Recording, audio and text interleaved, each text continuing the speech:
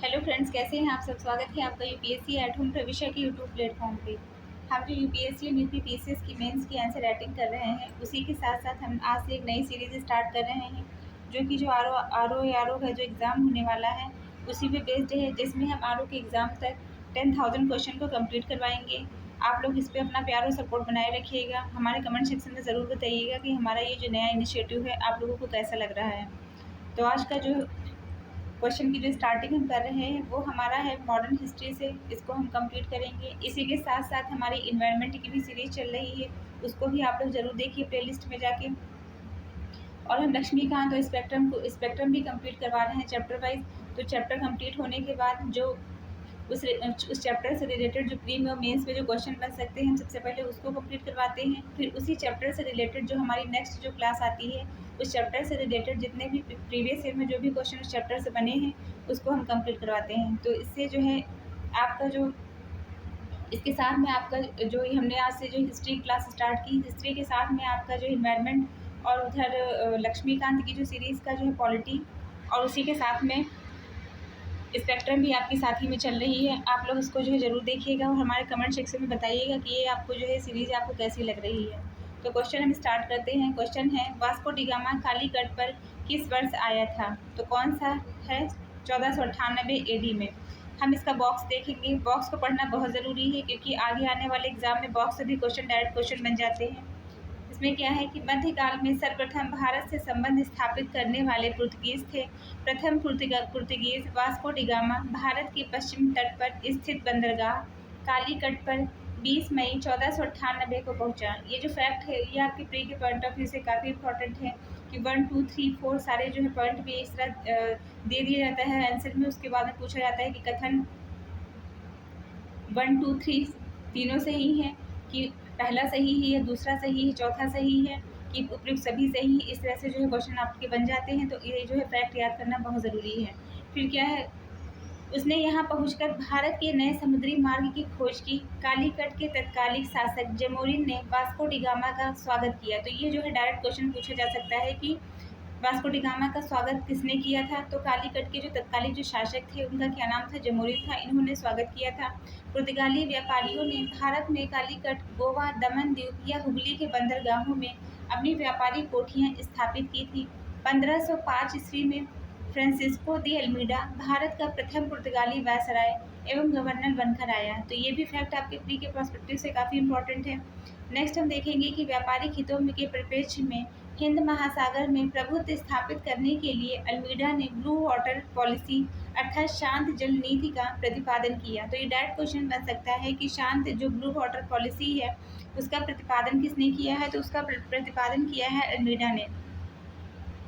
Next question हम देखेंगे। हमारा नेक्स्ट क्वेश्चन है, निम्नलिखित में से ये जो अभी देखिए हमने जो बोला था कि आपसे डायरेक्ट क्वेश्चन बन सकता है। देखिए आपका जो है यही क्वेश्चन दूसरे जो हम क्वेश्चन देख रहे हैं उसमें डायरेक्ट क्वेश्चन यही पूछ लिया गया है, जो कि इस बॉक्स से है। निम्नलिखित में से ब्लू वाटर नीति किससे संबंधित है? तो किससे संबंधित है? अल्मीडा से, जो अभी हमने इसमें देखा था। इसलिए बॉक्स का पढ़ना बहुत ज़रूरी है। नेक्स्ट हम देखेंगे, मध्यकाल में सर्वप्रथम भारत से व्यापार संबंध स्थापित करने वाले कौन थे? मध्यकाल में सबसे पहले भारत से व्यापार संबंध किसने स्थापित किए हैं? तो वो पुर्तगीज ने स्थापित किए हैं। ये जो फैक्ट है, ये सारे फैक्ट आपके इसी जो ये जो बॉक्स है, इसी बॉक्स में आपको सारे जो है क्वेश्चन के आंसर मिल जाएंगे। तो इससे आपको पता चल रहा होगा कि बॉक्स का पढ़ना कितना ज़रूरी है। डायरेक्ट आप क्वेश्चन और आंसर करके जो है नहीं निकल सकते यहाँ से। फिर क्या है, फिर वही क्वेश्चन पूछ किया है, सेम क्वेश्चन है कि वास्को डी गामा भारत कब आया था? तो ये 1498। आप बार बार जब वही चीज़ रिपीट करेंगे ना तो वो आपके माइंड में लॉक होती चली जाएगी। नेक्स्ट हम देखेंगे, पुर्तगाली उपनिवेश का प्रथम वायसराय भारत में कौन था? तो कौन था? अल्मीडा था। ये भी हमने उस बॉक्स में देखा था। आप देख सकते हैं कि उस बॉक्स की वजह से कितने सारे क्वेश्चन आपके सॉल्व हो रहे हैं आगे। फिर हम नेक्स्ट क्वेश्चन क्या देखेंगे कि निम्नलिखित में से किसने वास्को डी गामा का कालीकट में स्वागत किया था? जैसा कि भी हमने आपको बताया था, किसने? जमोरिन ने किया था। सूची 1 को सूची 2 से सुमेलित कीजिए। नीचे दिए गए कोट्स के सही उत्तर को चुनिए। इसको क्या है, ये आपका जो है इसमें देख सकते हैं डिटेल में। वास्को डी गामा जो है क्या है, ये है पुर्तगाल। सेकंड है क्रिस्टोफर कोलंबस, ये है स्पेन के। कैप्टन कुक, ये कहाँ के हैं? ये ग्रेट ब्रिटेन के हैं। तस्मान है हॉलैंड के, तो इसको आपको याद करना पड़ेगा। पुर्तगाली यात्री वास्को डी गामा ने भारत के मार्ग की, स्पेनी यात्री कोलंबस ने अमेरिका की। ये भी क्वेश्चन डायरेक्ट बन सकता है कि कोलंबस ने किसकी खोज की थी। ब्रिटेन के कैप्टन कुक ने ऑस्ट्रेलिया की, और हॉलैंड के तस्मान ने वर्तमान तस्मानिया न्यूजीलैंड की खोज की थी। नेक्स्ट क्वेश्चन क्या है हमारा, भारत में पुर्तगाल शक्ति का वास्तविक संस्थापक कौन था, तो कौन था, अल्बुकर्क था।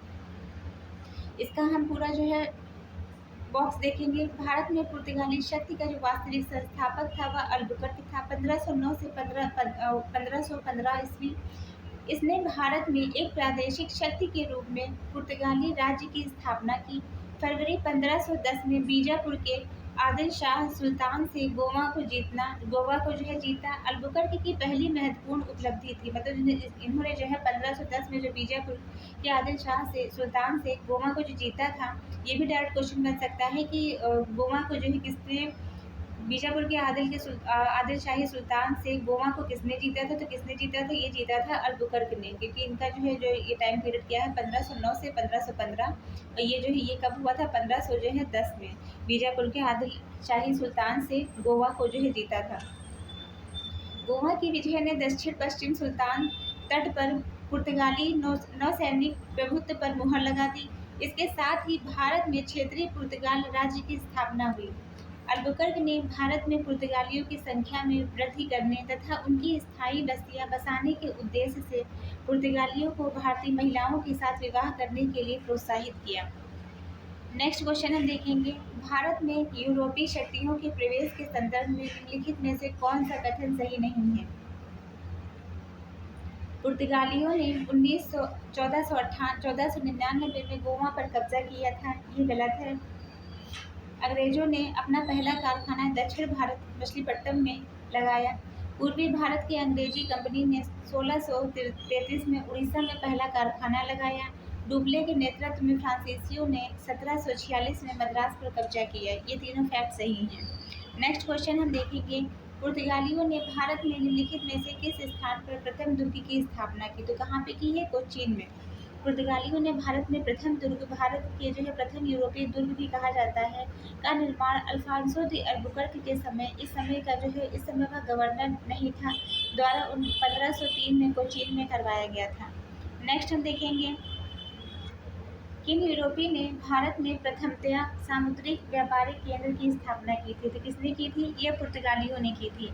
यूरोपीय शक्तियों में सर्वप्रथम पुर्तगाली व्यापारियों ने भारत में सामुद्रिक केंद्र की स्थापित किए थे। भारत में प्रथम पुर्तगाली वायसराय फ्रांसिस्को दी अल्मीडा 1509 में द्वीप पर अधिकार कर लिया। द्वीप का अधिकार के साथ ही पुर्तगाली हिंद महासागर में सबसे अधिक शक्तिशाली हो गए। पुर्तगालियों ने हिंद महासागर से होने वाले व्यापार का एकाधिपत्य स्थापित कर लिया। यहाँ से गुजरने वाले अन्य जहाज़ों से भी वसूली की। नेक्स्ट क्वेश्चन क्या है, बंगाल की निम्नलिखित फैक्ट्रियों में से एक जो पुर्तगालियों द्वारा स्थापित की गई थी कौन सी थी, हुगली। पुर्तगाली गवर्नर नीनो दी कुन्हा ने मद्रास के निकट सेंथोमी और बंगाल में हुगली पुर्तगाली बस्तियां स्थापित की। भारत के पूर्वी समुद्र तट की ओर पुर्तगाली वाणिज्य का विस्तार हुआ, और 1534 ईस्वी में पुर्तगालियों ने बंगाल के शासक गियासुन महमूद को सतगांव और चटगांव में अपनी फैक्ट्रियां स्थापित करने की अनुमति प्रदान की। इसके बाद संपूर्ण बंगाल में अनेक पुर्तगाली बस्तियों की स्थापना हुई। चटगांव इसे पुर्तगाली महान बंदरगाह के रूप में भी अभिहित करते हैं, उनके द्वारा व्यक्त किया जा रहा है, किंतु 16वीं सदी में सतगांव का पतन हो गया, उसका स्थान हुगली ने ले लिया। चिंसुरा में डचों ने बुस्राउस किले का निर्माण कराया। श्री रामपुर डेनिसों का जो है प्रमुख केंद्र था। नेक्स्ट क्वेश्चन हम देखेंगे, नेक्स्ट क्वेश्चन क्या है, पौंडीचेरी वर्तमान में पुडुचेरी के संदर्भ में निम्नलिखित कथनों पर विचार कीजिए। इसमें क्या है, पौंडीचेरी पर कब्जा करने वाले पहले यूरोपीय शक्ति कौन थे, पुर्तगाली थे। यही फैक्ट जो है सही है। पुडुचेरी सर्वप्रथम पुर्तगालियों ने अपना उपनिवेश स्थापित किया। पुडुचेरी में इसके बाद डचों ने अपनी व्यापारिक कोठियाँ स्थापित की, जिसके बाद 1773 में फ्रांसीसियों ने यहाँ अपनी बस्तियाँ स्थापित की। अंग्रेजों ने पुडुचेरी में 1793 में कब्जा कर लिया और 1814 में पेरिस की संधि के तहत इसे फ्रांस को सौंप दिया गया। नेक्स्ट क्वेश्चन क्या है, हुगली को बंगाल की खाड़ी में समुद्री लूटपाट के लिए किसने अड्डा बनाया था? पुर्तगालियों ने। पुर्तगालियों ने हुगली को बंगाल की खाड़ी में समुद्री लूटपाट के लिए अड्डे के रूप में इस्तेमाल किया। नेक्स्ट क्वेश्चन हम देखेंगे, बंगाल की खाड़ी में समुद्री डकैती हेतु हुगली का उपयोग कौन करता था? तो ये कौन करता था? पुर्तगाली करते थे। निम्नलिखित में से कौन सा कलकत्ता का संस्थापक था? Job Charnock. कासिम बाजार फैक्ट्री के प्रमुख जॉब चार्नॉक ने अंग्रेजों के व्यापार केंद्र के लिए हुगली स्थान पर सूतानुती और सुतनौती कलकत्ता का स्थल को चुना। उसे ही कलकत्ता का संस्थापक माना जाता है। हालांकि मई 2003 में दिए गए अपने निर्णय में कलकत्ता उच्च न्यायालय ने खंडपीठ ने जॉब चार्नॉक को कलकत्ता संस्थापक का न मानते हुए कहा कि कलकत्ता जॉब चार्नॉक के आगमन से पूर्व अस्तित्व में था। इस आधार पर कलकत्ता की स्थापना 24 अगस्त 1690 दिवस भी नहीं मनाया जा सकता। इसकी स्थापना दिवस भी जो है इसको नहीं मनाया जा सकता है। नेक्स्ट क्या है, कलकत्ता किसने बसाया था? तो ये भी जो हमने देखा कि जॉब चार्नॉक ने। नेक्स्ट है, भारत के साथ व्यापार की सर्वप्रथम संयुक्त पूंजी कंपनी किस लोगों ने प्रारंभ की थी? तो किसने प्रारंभ की थी? डचों ने। भारत के साथ व्यापार के लिए सर्वप्रथम संयुक्त पूंजी कंपनी 1599 ईस्वी में लंदन में स्थापित अंग्रेजी east India company, the governor and company merchants of London trading into the east Indies थी। इसके बाद जो है 1602 में डच हॉलैंड संसद द्वारा पारित प्रस्ताव से एक संयुक्त डच ईस्ट इंडिया कंपनी की स्थापना की गई। नेक्स्ट हम देखेंगे, निम्नलिखित में से कौन सा सही है? डचों ने पुर्तगालियों को पराजित किया और आधुनिक कोच्चि में उन्होंने फोर्ट विलियम्स का निर्माण कराया। क्या किया? डचों ने पुर्तगालियों को पराजित किया था और आधुनिक कोच्चि में उन्होंने फोर्ट विलियम का निर्माण करवाया। डचों ने पुर्तगालियों को पराजित कर आधुनिक कोच्चि में विलियम फोर्ट्स का निर्माण कराया। नेक्स्ट क्या है, निम्नलिखित में से ईस्ट इंडिया कंपनी की सफलता का राज है? भारत में राष्ट्रीय भावना की कमी, कंपनी की सेना से पश्चिमी प्रशिक्षण मिला था, उसके पश्चात आधुनिक हथियार थे, भारत में भारतीय सैनिक ने राष्ट्रीय भावना का अभाव था, जिसके फलस्वरूप कोई जो उन्हें अच्छा वेतन दे अपनी सेवा में लगा सकता था। उपयुक्त सभी। ये जो क्वेश्चन है ये आपके मेंस के पॉइंट ऑफ व्यू से काफ़ी इंपॉर्टेंट है। मेंस में भी ये डायरेक्ट क्वेश्चन बन सकता है। फिर नेक्स्ट क्वेश्चन क्या है, निम्नलिखित ब्रिटिश कंपनियों में से किसे भारत में व्यापार करने का अधिकार पत्र प्राप्त हुआ था? लेवेंट कंपनी को। लेवेंट कंपनी को 1593 में स्थल मार्ग से भारत में व्यापार करने का अधिकार पत्र प्राप्त हुआ। 21 दिसंबर 1600 को महारानी एलिजाबेथ प्रथम ने the governor and company of merchants London trading into the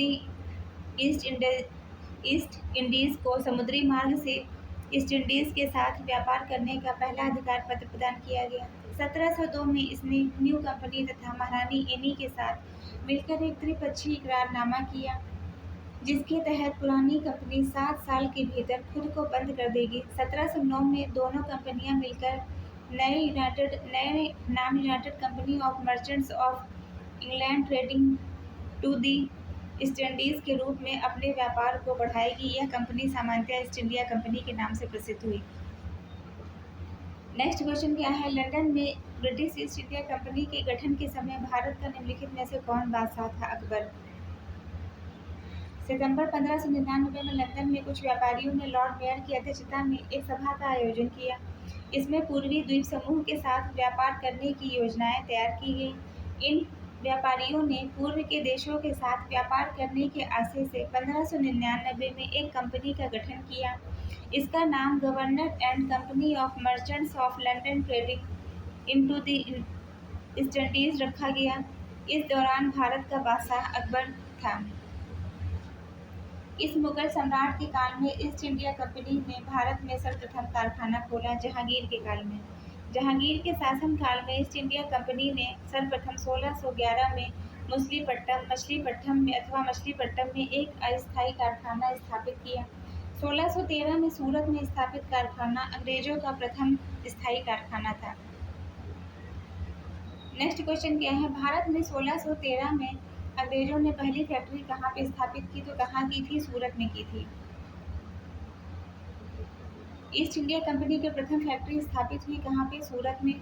निम्नलिखित में से किस अंग्रेज अधिकारियों ने पुर्तगालियों को स्वाली के स्थान पर हराया था, किसको, थॉमस बेस्ट। निम्नलिखित यूरोपीय व्यापारिक कंपनियों में से किसने सूरत में सर्वप्रथम कारखाना स्थापित किया था, तो अंग्रेजों ने सूरत में सबसे पहले कारखाना स्थापित किया। यूरोपीय व्यापारी कंपनियों में से ब्रिटिश ईस्ट इंडिया कंपनी ने सर्वप्रथम सूरत में कारखाना स्थापित किया। 1613 में जहांगीर ने अंग्रेजों को सूरत में स्थायी कारखाना स्थापित करने की अनुमति प्रदान की। सूरत में डचों द्वारा फैक्ट्री 1616 में, जबकि फ्रांसीसियों द्वारा 1668 में स्थापित की गई।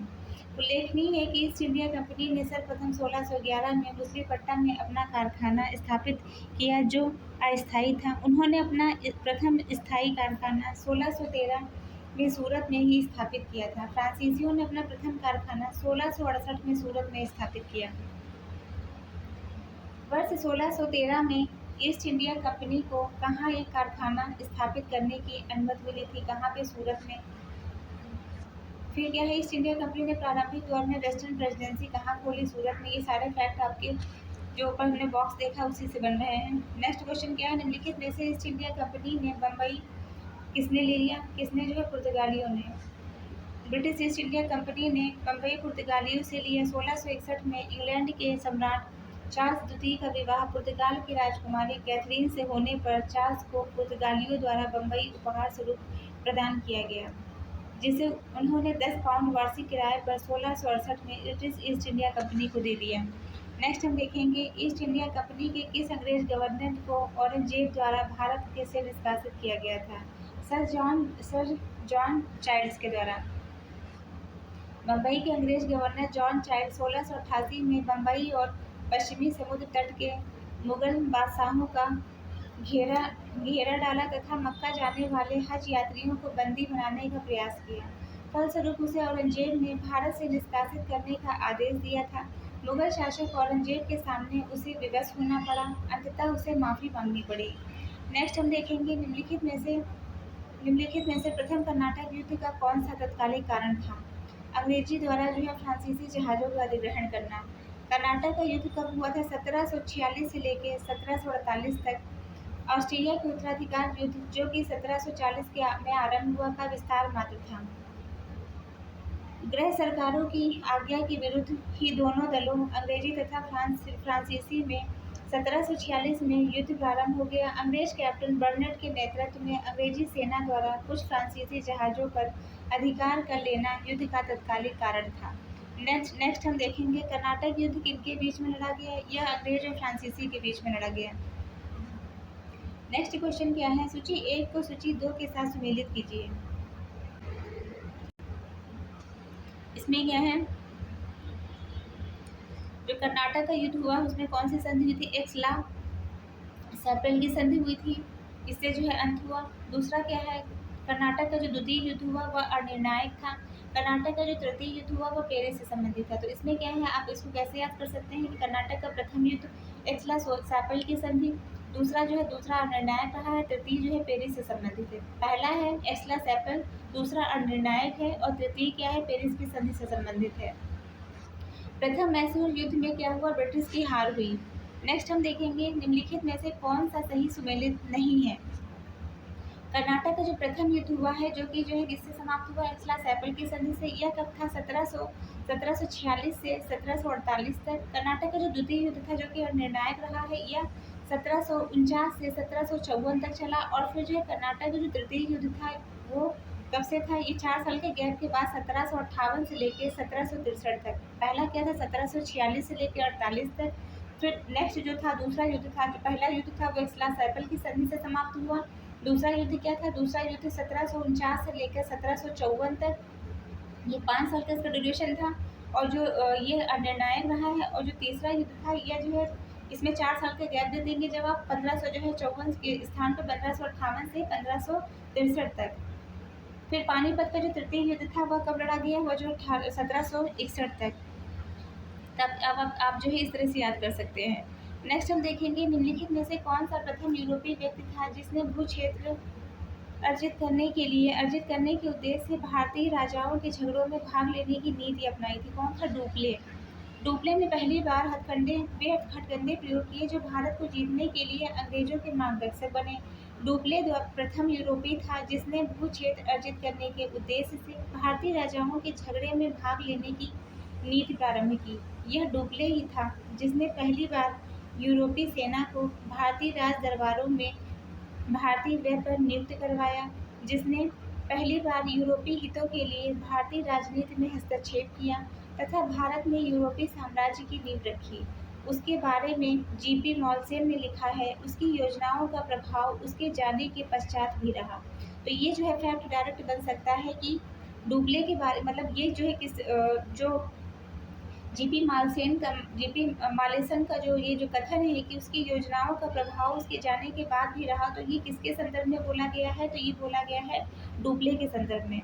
ये डायरेक्ट जो है ये भी क्वेश्चन बन सकता है कि डुप्ले के संदर्भ में मालेसन ने जो है क्या लिखा है, तो ये दिया जा सकता है कि उनकी योजनाओं का प्रभाव उनके जाने के पश्चात भी रहा।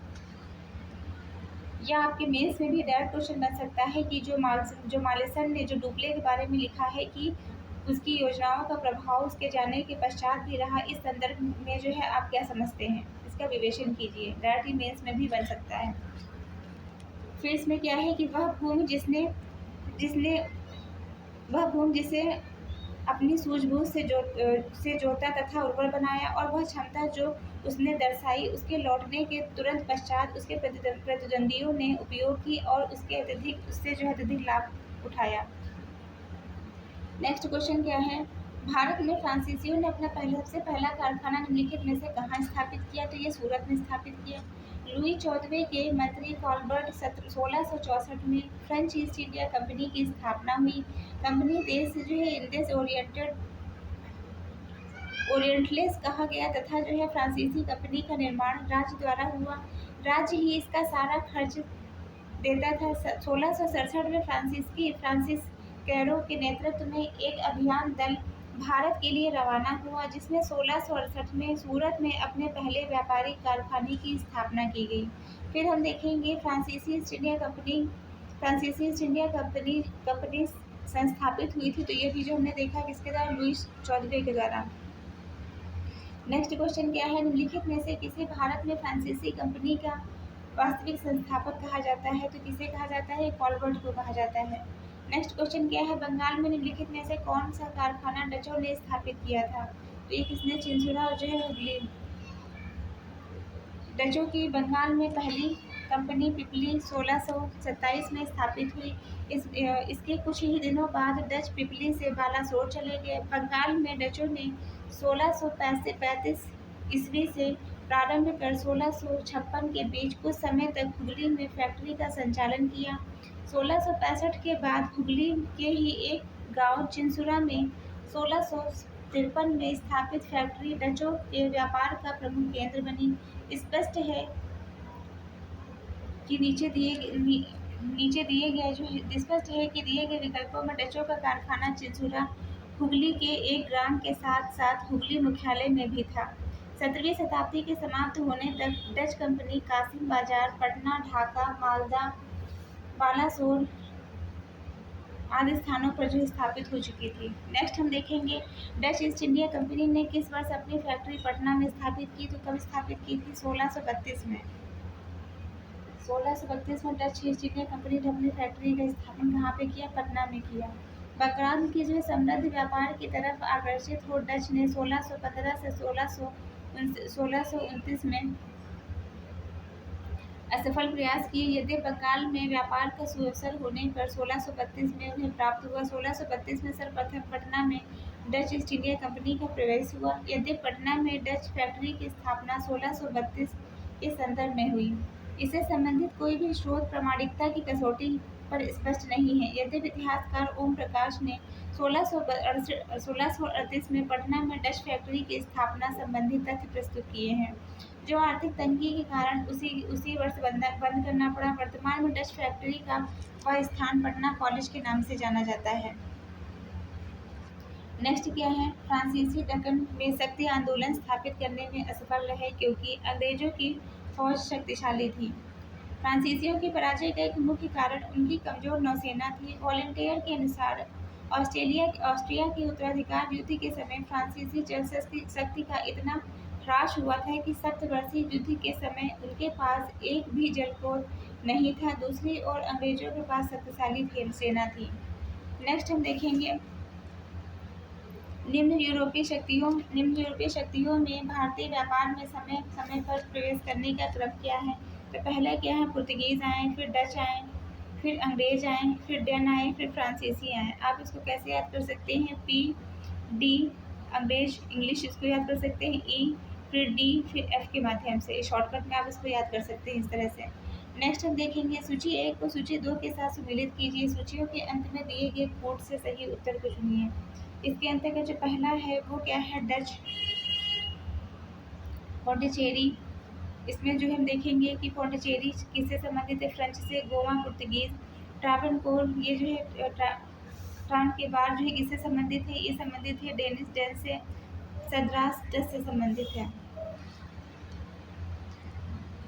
तो ये आप इसको याद कर सकते हैं। दूसरा क्या है, उस क्षेत्र की पहचान करें जहाँ यूरोप वासियों को सर्वप्रथम शोरा या अफीम प्राप्त हुआ था। तो कौन सा क्षेत्र था यूरोप वासियों को सर्वप्रथम शोरा अफीम, ये जो है बिहार से प्राप्त हुआ था।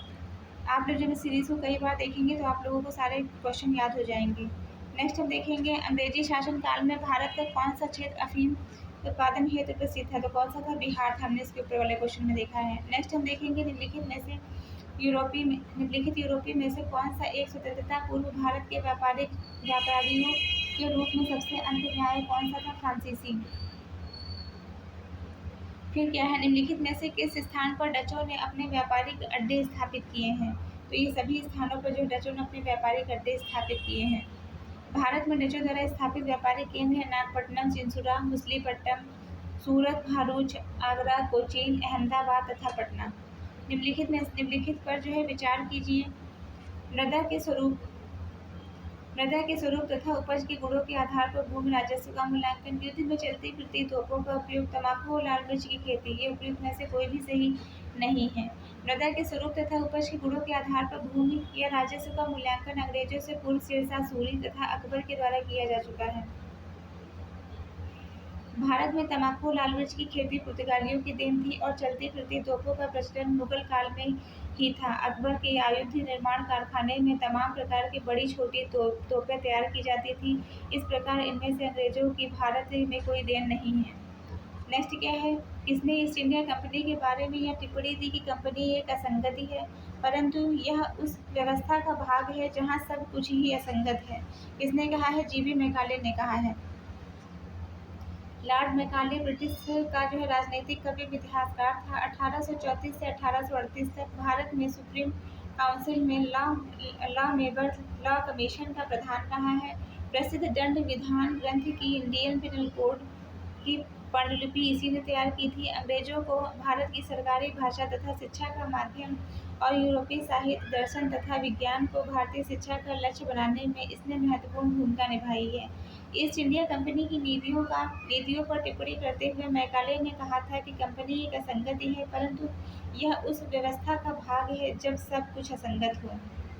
नेक्स्ट हम देखेंगे निम्नलिखित में से कौन सा एक मुगल सम्राट द्वारा नियुक्त बंगाल का अंतिम गवर्नर है। कौन है, मुर्शीद कुली खान। मुगल सम्राट फर्रुखसियर 1717 में मुर्शीद कुली खान को बंगाल का गवर्नर नियुक्त किया। मुर्शीद कुली खान की मृत्यु के पश्चात उसका दामाद शुजाउद्दीन बंगाल का जो है सूबेदार बना, जिसे तत्कालीन मुगल सम्राट मोहम्मद शाह रंगीला द्वारा मान्यता प्रदान की जाती थी। अतः मुगल सम्राट द्वारा नियुक्त बंगाल का अंतिम गवर्नर कौन था, मुर्शीद कुली खान था। नेक्स्ट क्वेश्चन हम देखेंगे निम्नलिखित में से कौन सा युद्ध था जिसने भारत में ब्रिटिश प्रभुत्व को प्रारंभ किया। प्लासी का युद्ध था। भारत में, ये क्वेश्चन बहुत इंपॉर्टेंट है, भारत में ब्रिटिश प्रभुत्व का प्रारंभ प्लासी के युद्ध से हुआ। ये डेट पूछी जा सकती है, आपके मैच में पूछी जा सकती है। 23 जून 1757 में किसके द्वारा, रॉबर्ट क्लाइव की। इसमें डायरेक्ट ये क्वेश्चन बन सकता है कि प्लासी के युद्ध का नेतृत्व किसने किया, तो रॉबर्ट क्लाइव ने किया है। अंग्रेजों के बंगाल के नवाब सिजाउद्दौला को पराजित किया। नवाब की सेना तीन राजद्रोहियों मीर जाफर, यार लतीफ़ और राय दुर्लभ के सेना नायक में थी।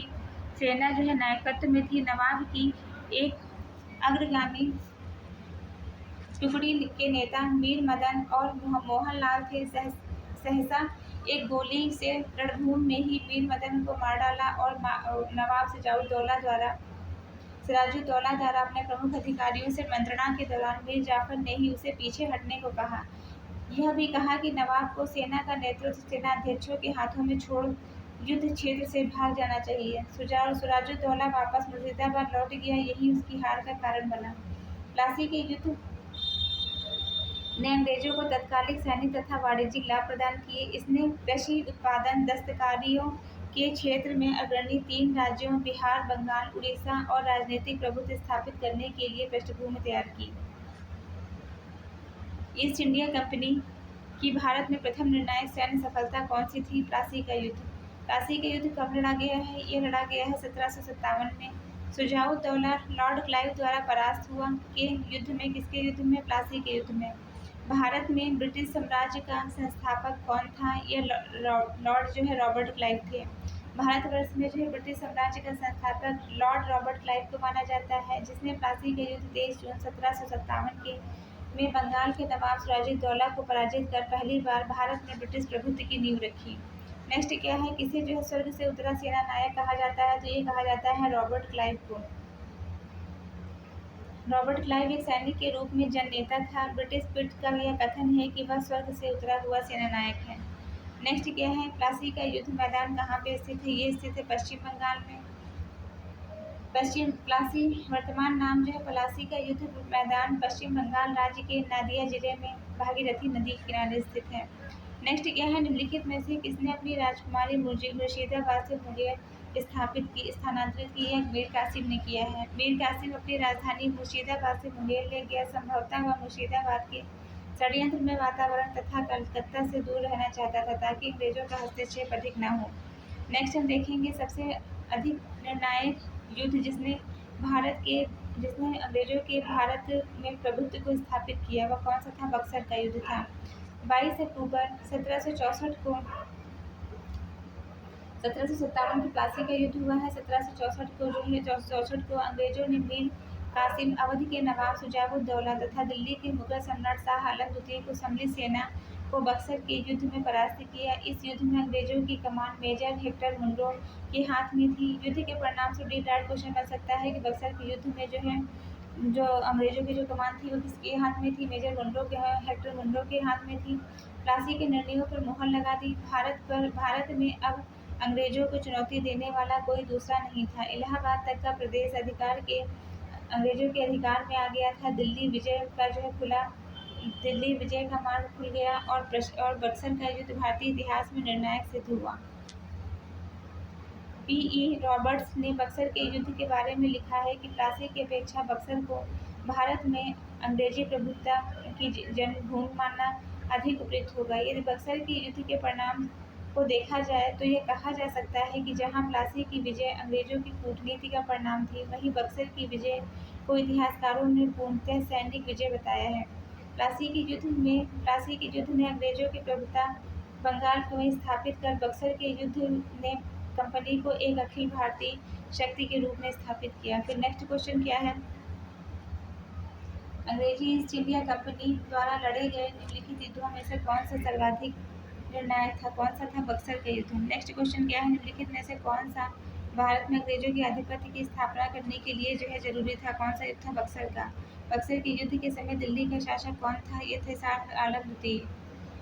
बक्सर की लड़ाई के समय बंगाल का नवाब कौन था? मीर जाफर था। बक्सर के युद्ध के समय बंगाल का नवाब था मीर जाफर। निम्नलिखित में से जिस शासक ने ईस्ट इंडिया कंपनी को दीवानी प्रदान की थी वो कौन था? शाह आलम द्वितीय। इलाहाबाद की दूसरी संधि अगस्त 1756 के अनुसार शाह आलम को अंग्रेजी संरक्षण में ले लिया गया था। उसे इलाहाबाद में रखा गया। इलाहाबाद तथा कड़ा के जो क्षेत्र नवाब ने छोड़ दिए थे, शाह आलम को 12 अगस्त 1765 को अपने फरमान द्वारा मुगल बादशाह शाह आलम द्वितीय ने कंपनी को बंगाल, बिहार, उड़ीसा के लिए दीवानी स्थायी रूप से दे दी थी, जिसके बदले कंपनी द्वारा सम्राट को 26 लाख रुपए दिए गए थे तथा जो है निजामत व्यय के लिए कंपनी को 53 लाख रुपए देना था। इस समय जो है Robert Clive east India company का बंगाल का गवर्नर था। शाह आलम द्वितीय का संपूर्ण जीवन आपदाओं से ग्रस्त रहा है। उसे 1788 में अंधा कर दिया गया और शाह आलम द्वितीय के समय 1803 में दिल्ली पर अंग्रेजों का अधिकार हो गया। शाह आलम द्वितीय तथा उसके उत्तराधिकारी अकबर द्वितीय और बहादुर शाह द्वितीय ईस्ट इंडिया कंपनी के पेंशन भोगी मात्र बने। नेक्स्ट क्या है, 1765 में ईस्ट इंडिया कंपनी को बंगाल की दीवानी किसने प्रदान की है? तो ये प्रदान की है मुगल सम्राट ने प्रदान की है। किस गवर्नर के कार्यकाल में ईस्ट इंडिया कंपनी को शहंशाह शाह आलम द्वारा बंगाल, बिहार, उड़ीसा की दीवानी दी गई है? किसके द्वारा दी गई है? ये दी गई है लॉर्ड क्लाइव के द्वारा। नेक्स्ट क्वेश्चन हम देखेंगे, शाह आलम द्वितीय ने ईस्ट इंडिया कंपनी को बंगाल, बिहार, उड़ीसा की दीवानी जो है कब प्रदान की? 12 अगस्त 1765 को। नेक्स्ट क्वेश्चन क्या है, ईस्ट इलाहाबाद की संधि रॉबर्ट क्लाइव ने मुर्शिदाबाद का उपदीवान किसने बनाया? मोहम्मद रजा खान को। इलाहाबाद की दूसरी संधि के अनुसार भगौड़े सम्राट शाह आलम को अंग्रेजी संरक्षण में ले लिया गया तथा इसे इलाहाबाद में रखा गया। शाह आलम ने 12 अगस्त के फरमान द्वारा कंपनी को बंगाल, बिहार, उड़ीसा की दीवानी स्थायी रूप से दे दी, जिसके बदले कंपनी को सम्राट को 26 लाख रुपए तथा निजामत के व्यय के लिए 53 लाख रुपए देना था। इस समय कंपनी सीधे जो है कर संग्रह करने का भार जो है न लेना चाहती थी, न ही जो है उसके पास ऐसी क्षमता थी। कंपनी ने जो है दीवानी के कार्य 2 दीवान बंगाल के जो है मोहम्मद रजा खान और बिहार के जो है राजा सिताब राय की जो नियुक्ति मोहम्मद रजा खान उप नाजिम के रूप में भी कार्य करते थे। इस प्रकार समस्त दीवानी तथा जो है निजामत का कार्य भारतीयों द्वारा ही चलता रहा, यद्यपि अधिकार कंपनी के हाथ में था।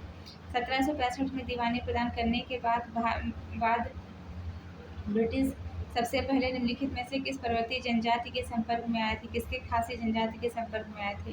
फिर क्या 18वें शतक में जो है भारत के लड़े गए युद्धों में निम्नलिखित में से कौन सा सही युद्ध है? अंबर का युद्ध जो है कब हुआ था? 1749 में, प्लासी के 1757 में, वाडीवास का 1760 में, बक्सर के 1764 में। नेक्स्ट क्वेश्चन क्या है, इस फ्रांसीसी सेनापति का नाम बताइए जो 1760 में वाडीवास के युद्ध में पराजित हुआ था। वो कौन सा था? वो था काउंट लाली। फिर क्या है, वाडीवास के युद्ध 1760 में ब्रिटेन ने फ्रेंच को हराया। नेक्स्ट क्वेश्चन हम देखेंगे, वाडीवास का युद्ध फ्रांसीसी ईस्ट इंडिया कंपनी के बीच में हुआ था। ये जो इसमें ब्रिटेन ने किसको हराया था? फ्रेंच को हराया था। निम्नलिखित में से किसने भारत में अंग्रेजों का सर्वाधिक विरोध किया था? किसने? मराठाओं ने अंग्रेजों का सर्वाधिक। प्रथम मराठा आंग्ल युद्ध में अंग्रेजों को मुँह की खानी पड़ी। सालीबाई की संधि के प्रथम युद्ध बंद हुआ। वेलिजली ने 1802 में अपने सहायक संधि के जाल में पेशवा को बांध लिया। 1818 में लॉर्ड जो है हेस्टिंग्स ने मराठों की रही सही शक्ति को समाप्त कर ब्रिटिश सर्वोच्चता की स्थापना की। नेक्स्ट हम देखेंगे, रणजीत सिंह राज्य में सम्मिलित था। किसमें जो है ये श्रीनगर में संबंधित था। रणजीत सिंह का जन्म 13 नवंबर 1780 में सुकरचकिया मिसल। डायरेक्ट क्वेश्चन बन सकता है कि रणजीत सिंह का जो है जन्म किस मिसल में हुआ था? सुकरचकिया मिसल में हुआ था। महाराजा रणजीत सिंह और अंग्रेजों के बीच जो है 25 अप्रैल 1809 को अमृतसर की संधि हुई। संधि का तत्कालिक प्रभाव यह हुआ कि रणजीत सिंह का जो है सतलज पार के सिख राजाओं के ऊपर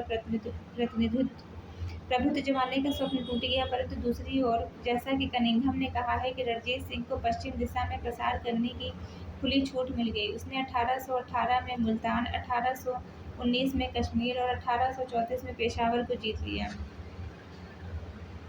नेक्स्ट क्वेश्चन हम देखेंगे, रणजीत सिंह किस मिसल से संबंधित थे? ये सुकरचकिया मिसल से थे। महाराजा रणजीत सिंह ने की राजधानी थी कौन सी थी? लाहौर थी।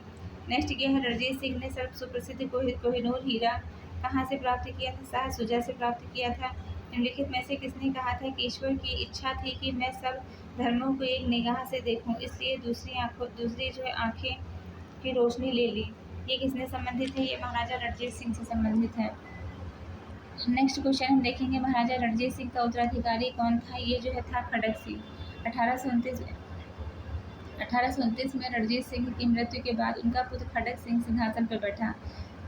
सिख राज्य का अंतिम शासक कौन था? यह था दिलीप सिंह। महाराजा दिलीप सिंह सिख साम्राज्य के अंतिम शासक थे। उन्होंने 1843 से 1849 तक का शासन किया। नेक्स्ट क्वेश्चन क्या है? पंजाब के पूर्व महाराजा दिलीप सिंह के विषय में निम्नलिखित में से कौन सा कथन सही है? 23 अक्टूबर 1893 को उनका निधन कहाँ हुआ था? पेरिस में हुआ गया था। पंजाब के जो पूर्व महाराजा दिलीप सिंह का निधन 22 या कुछ स्रोतों में 23 अक्टूबर 1893 को बताया गया है, पेरिस में हो गया था। शेष सभी कथन असत्य है। दिलीप सिंह ने सिख धर्म छोड़कर ईसाई धर्म अपनाया। इन्होंने रूस की यात्रा की। इनकी अंत्येष्टि इंग्लैंड में हुई थी। सिख साम्राज्य का अंतिम शासक कौन था? दिलीप सिंह। पंजाब के विलय के पश्चात पंजाब का शासन करने के लिए निम्नलिखित में से कौन 3 परिषद का सदस्य नहीं था?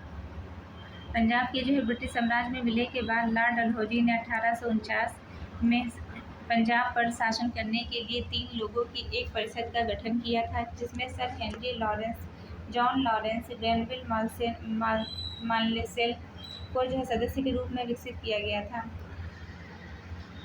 प्रथम आंग्ल मैसूर युद्ध 1766 से 1769 में विजयी कौन हुआ? हैदर अली। प्रथम आंग्ल मैसूर युद्ध 1767 से 1769 अंग्रेजों और हैदर अली के मध्य हुआ था। निजाम मराठे और अंग्रेज हैदर के विरुद्ध एक त्रिकूट संधि में सम्मिलित हुए। हैदर ने अपनी कूटनीतिक सूझबूझ से एक त्रिकूट को जो है भंग करने का प्रयास किया। उसने मराठों को धन देकर, निजाम को प्रदेश का प्रलोभन देकर अपनी ओर मिला लिया। फिर कर्नाटक पर आक्रमण किया। अंग्रेजों की प्रारंभिक सफलता के कारण निजाम पुनः अंग्रेजों की ओर चला गया और हैदर अली उत्साहपूर्वक लड़ते हुए 1768 ईस्वी में मंगलौर पर अधिकार कर लिया। मार्च 1769 में उनकी सेनाएं मद्रास तक पहुंची। अंग्रेजों ने विवशता से हैदर अली की शर्तों पर जो 4 अप्रैल 1769 को मद्रास की संधि की। ब्रिटिश जनरल जिसने हैदर अली को पोर्टो नोवा के युद्ध में हराया था कौन था? Sir Eyre Wood. Tipu Sultan की राजधानी क्या थी? श्रीरंगपट्टनम थी। निम्नलिखित भारतीय शासकों में से कौन विदेशी आधुनिक पद्धति के दूतावास से संबंधित थे? कौन थे? टीपू सुल्तान। टीपू सुल्तान आधुनिक पद्धति में विदेशों दूतावासों में स्थापित थे। टीपू सुल्तान ने ब्रिटिश सेना को 1780 में हराया था। कहाँ से? पोलीलूर से। हैदर अली टीपू सुल्तान और मराठों के तथा निजाम के साथ एक समझौता कर फ्रांसीसी सहायता का वचन लिए तथा कर्नाटक पर जो जुलाई 1780 में आक्रमण करके अर्काट पर अधिकार लिया। तत्पश्चात टीपू ने हेक्टर मुनरो की सेना को कोल्लीलूर नामक स्थान पर हरा दिया। नेक्स्ट हम देखेंगे अंग्रेजों ने श्रीरंगपट्टनम की संधि किसके साथ की थी? या जो है टीपू सुल्तान के साथ की थी। टीपू सुल्तान अंग्रेजों के साथ युद्ध में कब मारी गई थी? 1799 में। प्रथम आंग्ल मैसूर युद्ध को हम देखेंगे कि प्रथम आंग्ल मैसूर युद्ध 1767 से 1769 इस दौरान में हुआ था। इस दौरान अंग्रेजी गवर्नर बेरेल्स था। युद्ध जो है 4 अप्रैल 1769 में मद्रास की संधि पर समाप्त हुआ था। तो प्रथम आंग्ल युद्ध किसकी संधि पर समाप्त हुआ था? मद्रास की संधि पर समाप्त हुआ था। हमने उसमें क्या देखा था? हमने उसमें देखा था कि 1700 जो कर्नाटक का जो युद्ध हुआ था, प्रथम कर्नाटक का युद्ध किसके बीच में कब समाप्त हुआ था? प्रथम कर्नाटक का जो युद्ध हुआ था सापेल की संधि पर समाप्त हुआ था। द्वितीय जो कर्नाटक का युद्ध हुआ था वह अनिर्णायक था। जो तीसरा कर्नाटक का युद्ध हुआ था वह पेरिस की संधि के दौरान समाप्त हुआ था। जो प्रथम आंग्ल मैसूर युद्ध था इसकी जो है डेट क्या है? 1767 से 1769 तक। ये जो किसकी कौन सी संधि पर समाप्त हुआ? मद्रास की संधि पर समाप्त हुआ। द्वितीय आंग्ल जो मैसूर युद्ध है वह 1780 से 1784 पर।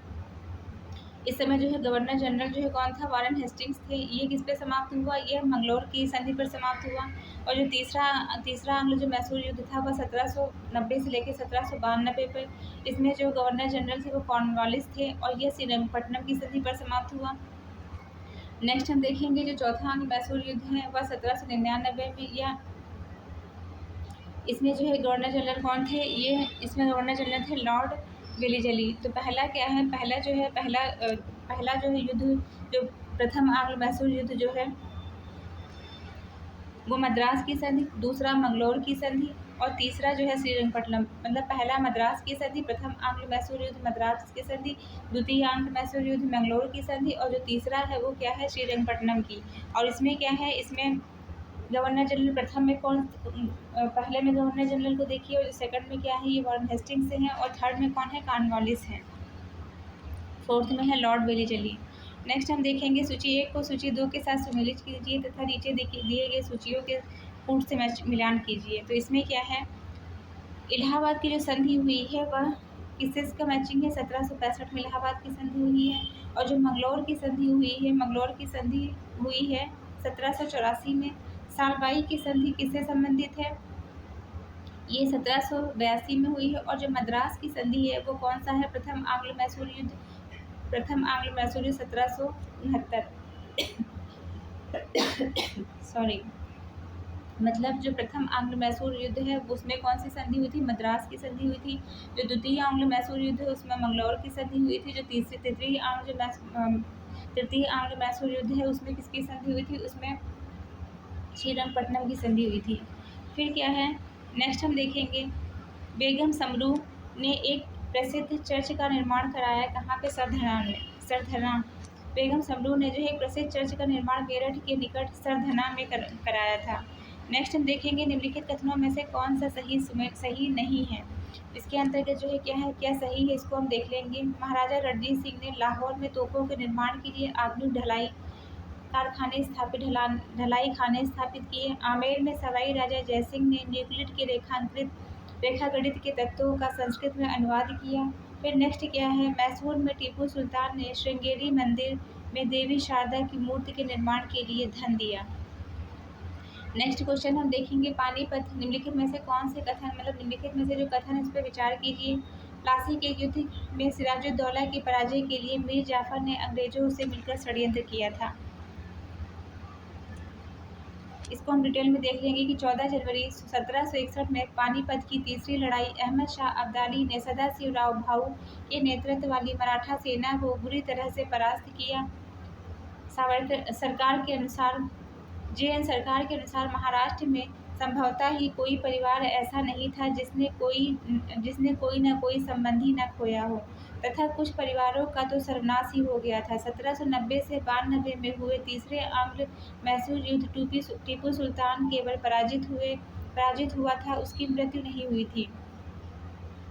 श्रीरंगपट्टनम की संधि से युद्ध विराम संपन्न हुआ। टीपू सुल्तान 1799 में चतुर्थ आंग्ल मैसूर युद्ध में इनकी जो मृत्यु थी वह 1799 में चतुर्थ आंग्ल मैसूर युद्ध में हुई थी। प्लासी के युद्ध 1757 में मीर जाफर ने अंग्रेजों से मिलकर सिराजुद्दौला के विरुद्ध षड्यंत्र रचा।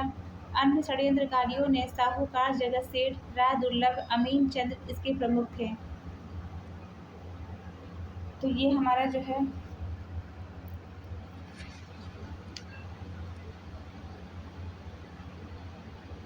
ये हमारा क्वेश्चन कंप्लीट होता है। आप लोगों को हमारी जो ये मेंस की जो सीरीज़ चल रही है वो हमारी कमेंट सेक्शन में बताइए कैसी लग रही है। उसी के साथ साथ जो हमने ये नई सीरीज़ जो स्टार्ट की है, इसके साथ साथ में ये हिस्ट्री की हो गई, इसके साथ में इन्वायरमेंट की भी साथ में चल रही है और पॉलिटी की भी चल रही है। आप लोगों को कैसी लग रही है हमारे कमेंट सेक्शन में ज़रूर बताइए। तो ऐसे ही पढ़ते रहिए, लाइफ में आगे बढ़ते रहिए, यूपीएससी एट होम प्रविशा के साथ में मेंस आंसर राइटिंग प्रैक्टिस करते रहिए। Thank you.